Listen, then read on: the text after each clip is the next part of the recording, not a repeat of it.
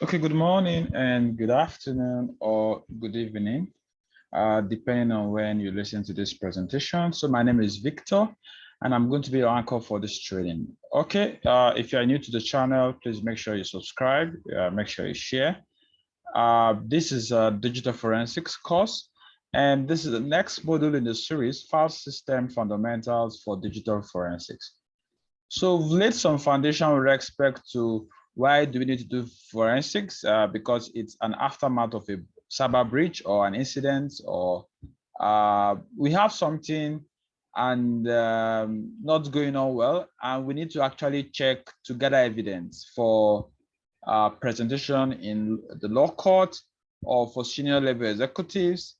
And for us to do this actually, because we are going to be using, or rather we're going to be working with hard disks, flash drives, CD-ROMs, typically storage mediums or storage media. So if we're going to be doing that, it then means that we need to understand the file systems all of these guys are built with or they're built by. File system essentials, file system fundamentals is very critical because you need to understand partition, because you're going to be doing carving, you're going to be doing backups, you're going to be doing image, you're going to be trying to mirror some hard disks, some flash drives, some memory cards, and the rest. So if you understand how these things are set up, how they are being partitioned, what the partition means, and the rest, it will help you to better perform forensics. So this module is File System Fundamentals for Digital Forensics. Okay. Now, understanding file systems. So you have different types of file systems, also depending on the operating system. Now, in a Windows machine, if you right click on your hard disk and say properties, you see something like this. This tells you that this is the local disk, that is the C drive. C is always the first drive for a Windows operating system. It tells you that this is a new technology file system, that is the NTFS. Previous previous file systems, the older ones, FAT is quite a little bit older compared to NTFS. So you have FAT before you now have FTFS in terms of history, in terms of the most recent. So understanding how operating systems actually store the files they have is very important for a forensic analyst, because cyber criminals, they will go a step further to see how can they hide files, how can they make some files not readable to the human eye. Because for instance, the way a Linux system had files and the way a Windows system had files, are slightly different. And if you understand the way the hard disk allocates tables, allocate files on the drive, it will help you do your forensics job very, very well. Now, there are some terminologies we need to go over. So we have a hard disk is typically is a circle, a disk, right? Like what you have your CD-ROM, and it's partitioned in different sectors, in different sections. And we're going to see that in a picture that tells us what it looks like. Now you see that a disk is always something like this, and I'll describe. So this is what we call the actuator arm. If you open up a hard disk, you could try that, an old hard disk that is not working again. Just open it up and see if you see the actuator arm. I tend to call this the read head. So this is the head. So what it does is that as this guy spins, it reads the data within this disk. So the smallest portion is a track. Then you have a sector, you have the cylinder, then you have clusters. So if I go by this, so you see this is a sector. Just like we learned in basic mathematics, if you have a circle and you cut out a part this way, you call that a sector. So this is a disk sector and this is a track sector. So a track is each circle, right? That's why if you want to see, if you want to know a hard disk that is full, For instance, if this hard disk is 4.7 gig, let's say it's a DVD drive, you could look at how many tracks is being filled. So you have tiny threads round till the very edge. So if you slant the disk a little bit, and you see that this place is a little bit darker in color or compared to this other part, that means that this part is filled. So if it is a 4.7 gig hard CD-ROM, you see that you just burnt about 1 gig file into it. Of course, you could divide this into about four or yes, you can divide this into 4, and you see that it will fill up to, let's say, 2-3 tracks, which is about 20% of the entire disk space. But if you fill up the disks with about 4 gig or so, you see that it means you have filled up all the tracks up to almost the end. Then you call this the platter, you call this the head, this is the actuator arm, and you call this a cluster transcending between one or more sectors. So this is what explains all the things I've mentioned earlier on. Now you see, you have a CD drive or a CD plate. It's always very light. Now, the thicker it is, the more content it can hold. That's why you see the disks of a hard drive is always very thick compared to that of a just a CD-ROM. Okay, next thing we need to understand is the boot sequence. Don't forget that whatever you're going to be loading from your operating system, it's going to sit in the hard disk. We've seen how a hard disk looks like, the structure of the hard disk, how files have been written. The next thing we want to see, how are files loaded from the hard disk? The first thing you want to do when you get a new system is to load the operating system on the hard disk. Once you do that, the next thing when you switch on that system is that it's going to boot up. So let us see what the sequence looks like. Something important I want to point out is that there is what we call the CMOS. And at times we call it the CMOS battery, at times we call it the complementary metal oxide semiconductor. That's the full meaning of CMOS. This guy is a small chip. It just looks like a battery you normally use in your watch, in your wristwatches, in devices, and handheld devices, in clocks, and wherever. One of the primary goals of that guy is to save configuration, right? So that's why, for instance, for a system, if you see that your time, your settings on your PC is not always correct, it's always very late, it means that CMOS battery is bad. Open up the system, change the CMOS battery, and you're going to be good. So that's what saves the time, date information, as well as some other configuration settings on the system. For instance, if you virtualize, like in the cybersecurity course we did for Cisco Cyber Ops, most of us that did virtualization,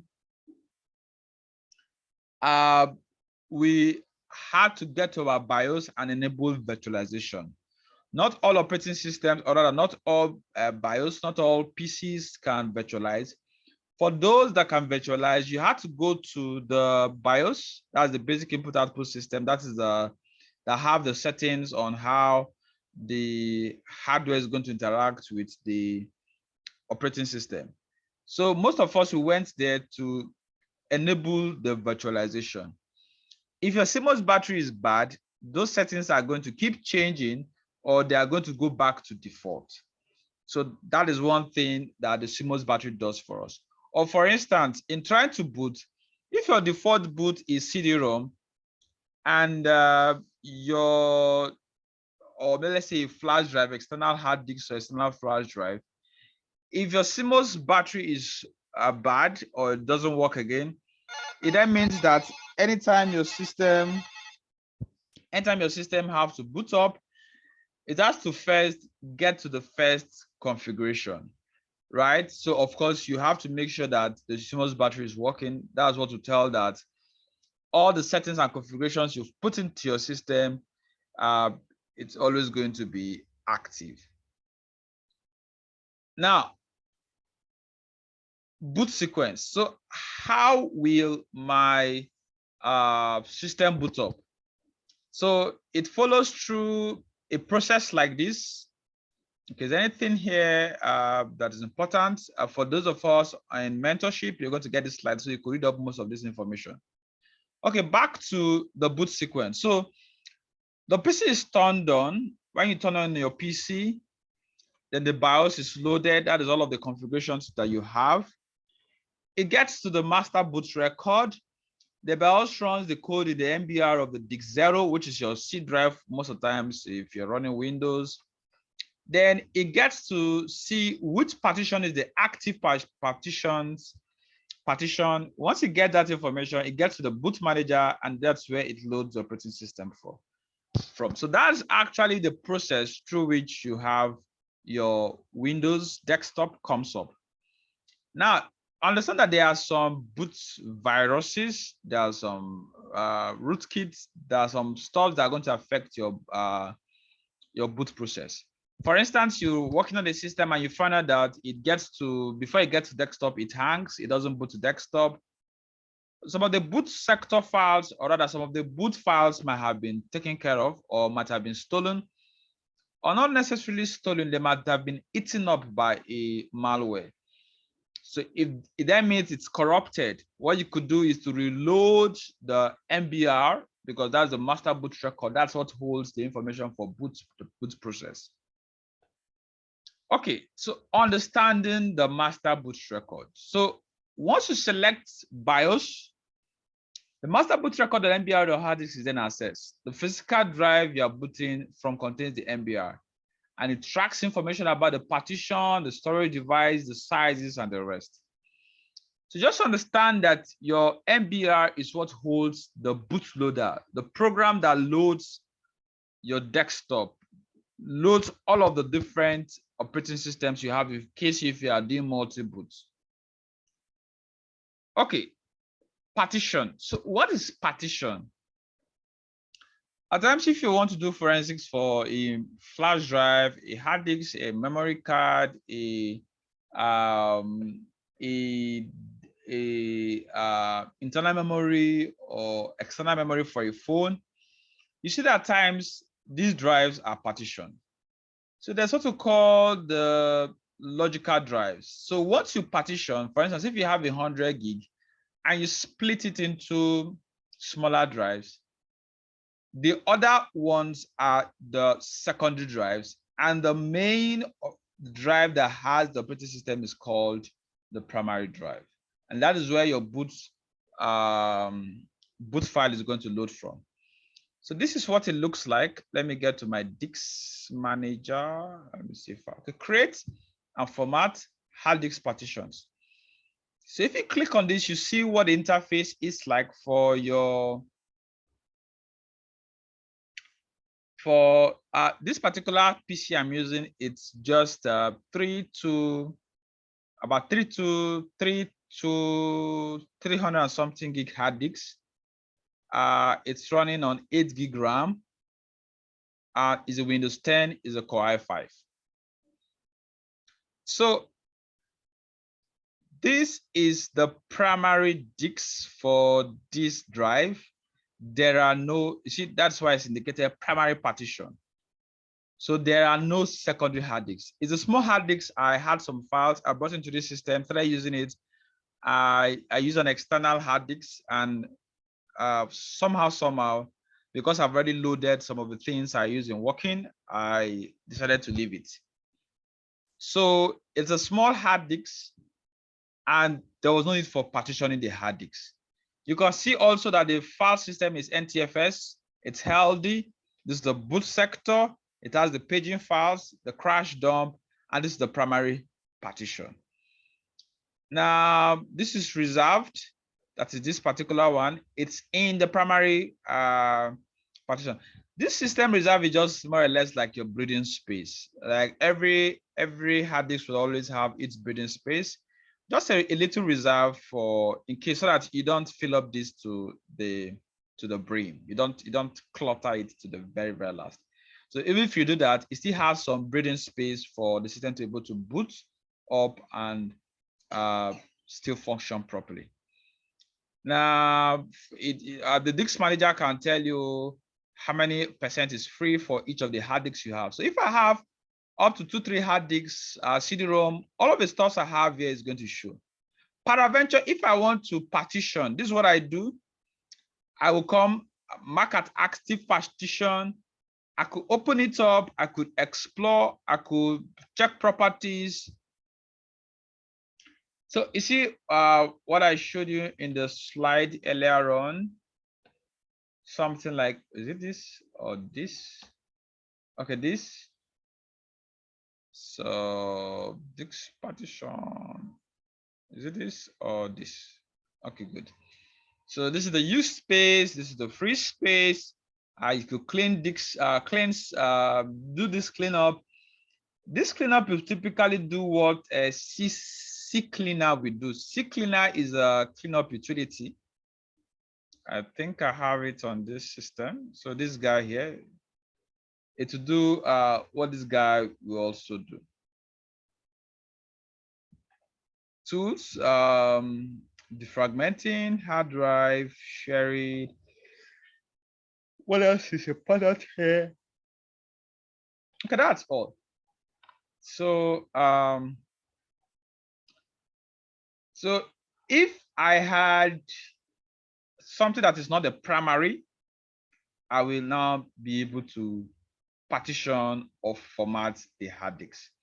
But since the primary partition, there are quite some things I will not be able to do, since this is what the system is actually currently running on. Okay.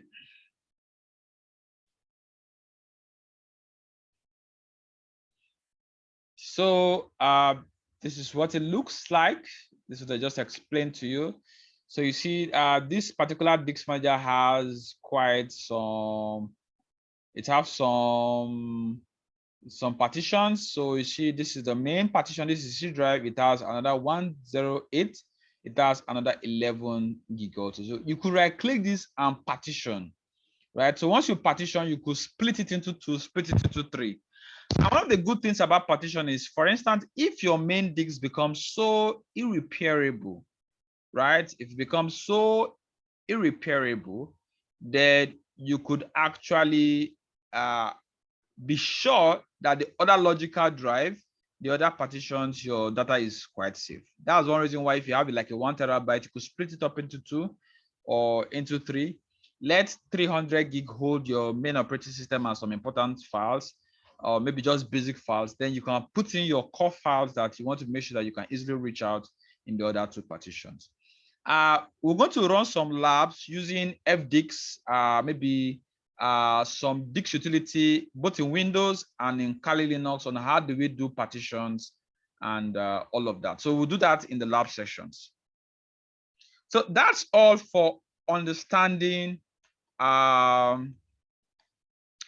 system. So basic file system for Windows, NTFS, FAT, and understand what the partition is, how to run the partition. So in the lab sections, we are going to run most of this hands-on.